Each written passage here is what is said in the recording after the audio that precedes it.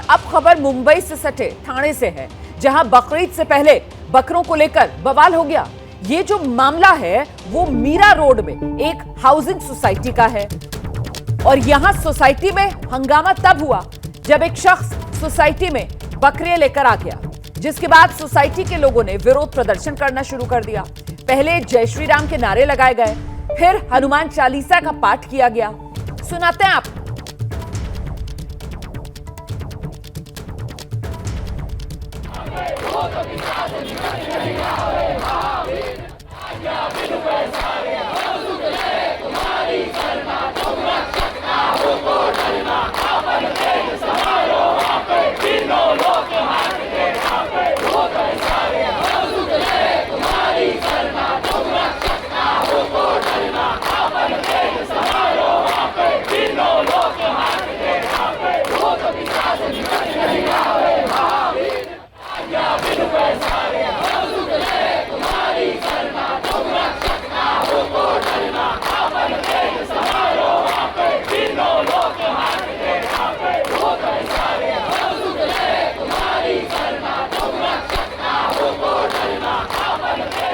देखिए, बकरीद पर कुर्बानी के लिए बकरे लाए गए थे। सोसाइटी के कुछ लोगों को यह बात पसंद नहीं आई और यह हंगामा शुरू हो गया।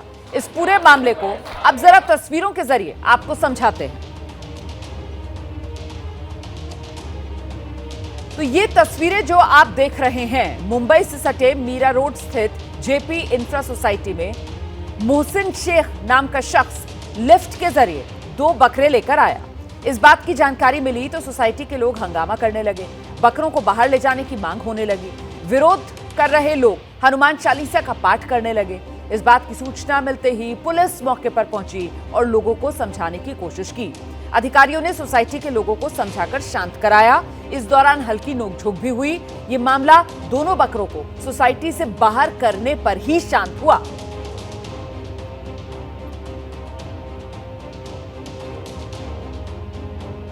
तो सोसाइटी में संग्राम, बकरे को लेकर बवाल और इस पर जो अलग अलग बयान सामने आए हैं, जरा वो बयान भी अब आप सुन लीजिए।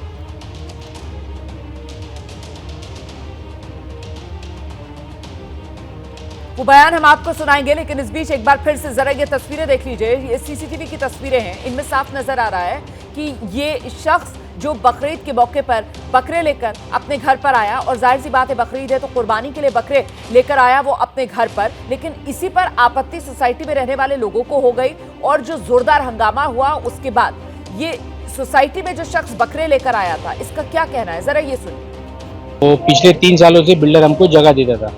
लास्ट टाइम उसने जब जगह दिया हमको मना कर दिया कि भाई मेरे लेआउट में जगह नहीं है, और ये लास्ट टाइम मैं दे रहा हूँ। और सोसाइटी को भी उसने ईमेल किया कि भाई अभी नेक्स्ट ईयर से आप उनको जगह दे दो। जैसे बकरा ईद का त्यौहार आया, 15 दिन पहले हमने जेपी को ईमेल किया कि सर हमको एक जगह दे दो। मैं मेरा बकरा जब लेके आया, सारी चीज़ किया, ये मॉब आके मुझे रुकाया, तो मेरे से बदतमीजी से बात करने लगा और अंदर 200 से 300 लोग जमा थे। ठीक है, तो मैं बोला भाई आप लोग क्यों मुझे भी गाड़ी अड़ा रहे हो। तो मेरी वाइफ भी उतरी, भाई क्यों मेरे हस्बैंड की गाड़ी रुका रहे हो आप। पीटा मेरी वाइफ को 2-3 जन लोग ने मॉब ने घसीटा।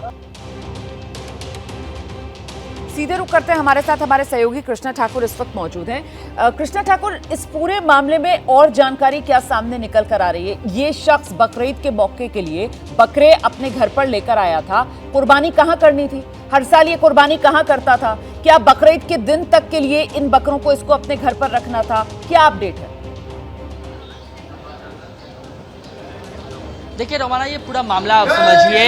ये जो मामला है वो मुंबई से सटे मीरा रोड के जेपी इंफ्रा सोसाइटी का है, जहां पर कुर्बानी कल होनी है। कल बकरीद का त्यौहार मनाया जाएगा पूरे देश भर में, और इसीलिए मोहसिन नाम का व्यक्ति जो इस सोसाइटी में रहता है वो बकरा लेकर आया था और कल उसको कुर्बानी देनी थी।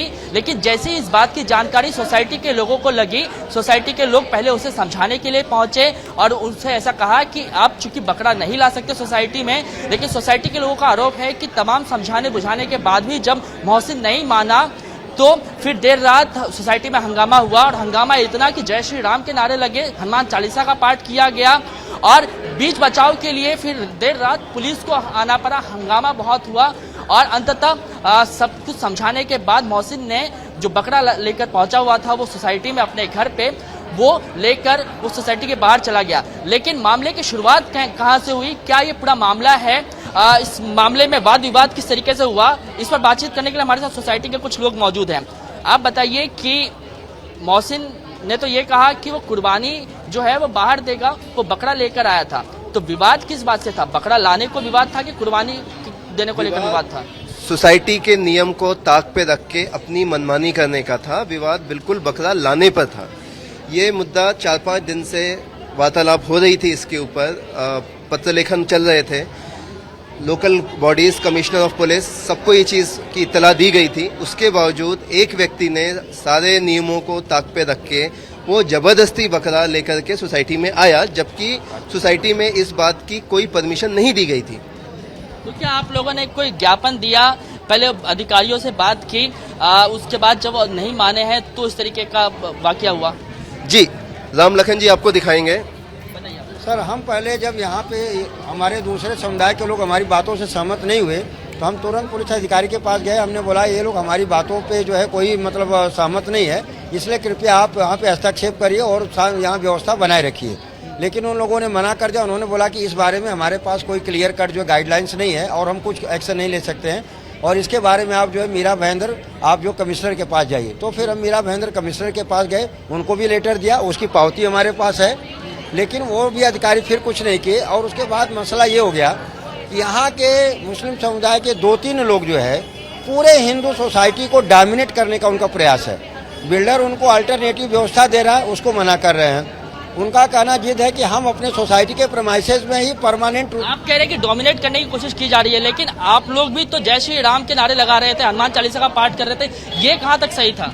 ये तो सर आज हम लोग जो है लास्ट में आके हम लोगों का जो है ये एक्शन है, हम सब लोग संगठित हो गए तब हम लोग अपनी बातों पे अड़े। सामने वाले लोग गाली दे रहे हैं तो हम लोग ने गाली का प्रयोग अपने गाली में नहीं दिया। हमने सिर्फ जय श्री राम का नारा इसलिए दिया क्योंकि हम लोग सिर्फ और सिर्फ शांति चाहते हैं और हमारे भगवान श्री राम शांति के प्रतीक हैं। कृष्णा ठाकुर, आरोप ये भी लगाया गया है कि जरा कृष्णा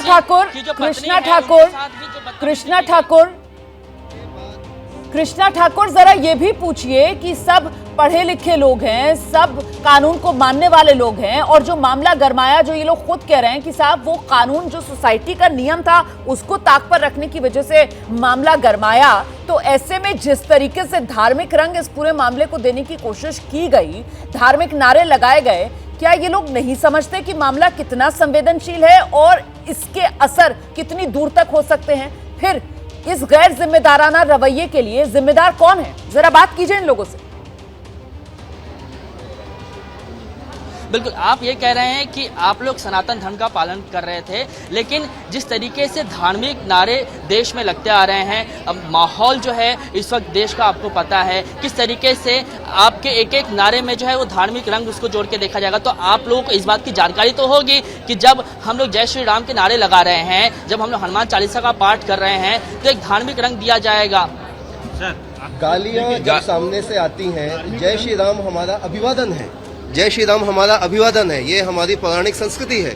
हम एक दूसरे का अभिवादन करते हैं जय श्री राम के साथ में। राम सामने से लोग गालियां दे रहे हैं, गंदी गंदी गालियां दे रहे हैं, शायद ही कोई ऐसा अपशब्द होगा जो सामने से नहीं आया। ठीक है, तो हमने अगर उसका जवाब सिर्फ जय श्री राम बोल करके, जो कि हमारी अभिवादन की परंपरा है, उससे दिया, तो मुझे नहीं लगता। तो कृष्णा ठाकुर ये बताइए जरा, अभी तक इस मामले में पुलिस या एक्शन क्या हुआ है, क्या केस दर्ज हुआ है इस मामले में, इसको लेकर अपडेट क्या है कृष्णा ठाकुर?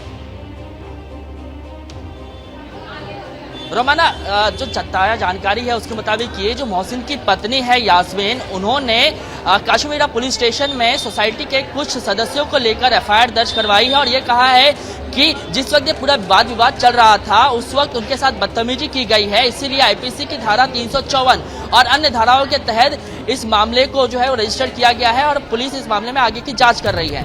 तो मतलब जो मोहसिन शेख है उनकी पत्नी ने मामला दर्ज कराया है, और ये सोसाइटी के लोग जो आपके साथ खड़े हुए हैं, इनमें से किस पर ये केस दर्ज हुआ है? क्या कोई है आपके साथ जिस पर केस दर्ज हुआ है? जो जानकारी मिल रही है रोमाना, उसके अनुसार ये कि मैंने एफआईआर कॉपी खुद ही पढ़ी हुई है, उसमें कम से कम 11 लोगों के नाम दर्ज हैं। हाँ। इस वक्त 11 में से जो नाम दर्ज हैं उनमें से कुछ लोग हमारे साथ मौजूद हैं। आपका नाम दर्ज किया गया है, बताइए कि किस आप लोगों का नाम दर्ज किया गया और ये कहा गया है कि मोहसिन की जो पत्नी है यास्मीन, वो तो ये कह रही हैं कि बदतमीजी की गई उनके साथ। ये लोगों ने क्या है, अपने को बहुत ज्यादा जो समझदारी दिखाते हुए इनको इन्होंने बोला कि अगर हमारे सामने औरतें आएंगी, हमारे बच्चे आएंगे, तो हमारी बातें जो ज्यादा पुष्ट होती हैं। तो इन लोगों ने अपनी सोची समझी चाल के तहत अपनी औरतों को आगे लाया। चलिए, तो ये वो दूसरा पक्ष है जो चाल बता रहा है, लेकिन वहीं दूसरी तरफ जो जैसे ही घड़ी का काटा दोपहर 2:30 पे आए, बबीता जी का दिल सास बहू साजिश के लिए मचल जाए। और ये है इनकी बहू, पूरे दिन ऑफिस की टेंशन हो जाए गॉन जब ये करें अपना फेवरेट शो फ्री टाइम पे ऑन। इनकी तरह आप भी देखें अपना फेवरेट शो अपने टाइम पर और डाउनलोड कीजिए एबीपी लाइव ऐप अपने स्मार्ट टीवी पर।